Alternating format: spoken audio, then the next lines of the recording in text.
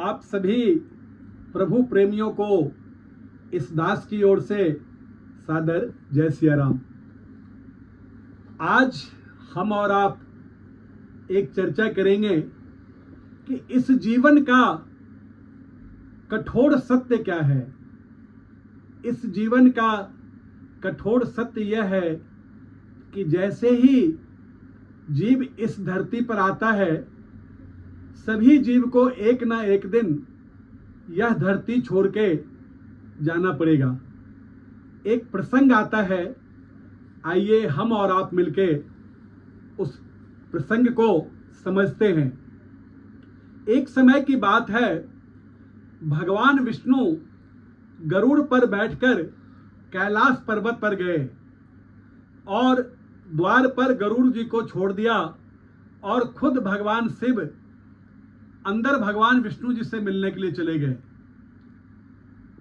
तब कैलाश की शोभा को देखकर गरुड़ जी मंत्रमुग्ध हो गए। कैलाश की इतनी सुंदरता थी कि गरुड़ जी को लगा कि इस सृष्टि में, इस धरती पर इससे खूबसूरत जगह कोई भी नहीं है।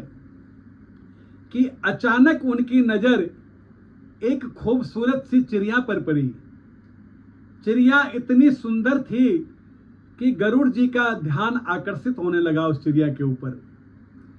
ठीक उसी समय कैलाश पर यमदेव भी पधारे और अंदर जाने से पहले उस छोटी सी चिड़िया पर एक टक ध्यान लगाकर देखने लगे।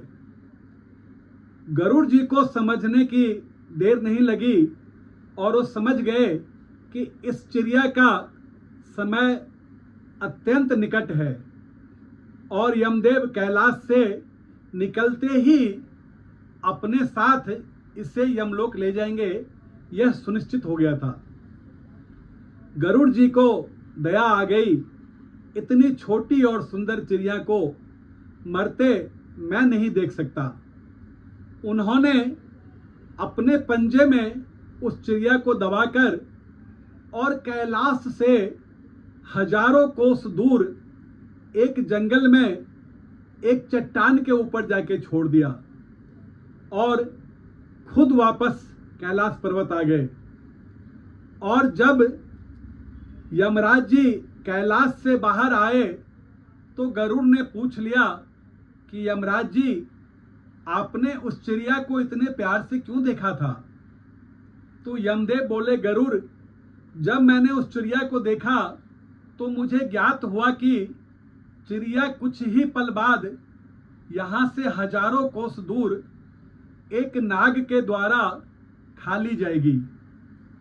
मैं सोच रहा था कि इतनी जल्दी इतनी दूर इस चिड़िया को कैसे पहुंचाएंगे, पर अब सब जब चिड़िया यहाँ पर नहीं है तो यह सुनिश्चित हो गया है कि उस चिड़िया को आपने वहां पहुंचा दिया है जहां उसकी मृत्यु सुनिश्चित थी।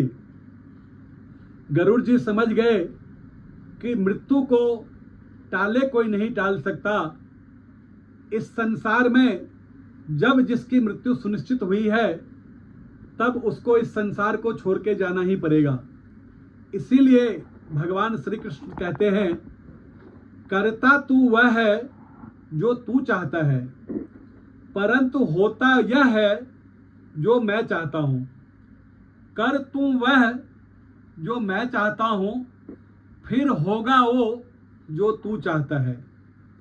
इसी भाव के साथ इस दास की ओर से आप सभी हरि भक्तों को सादर जय सिया राम।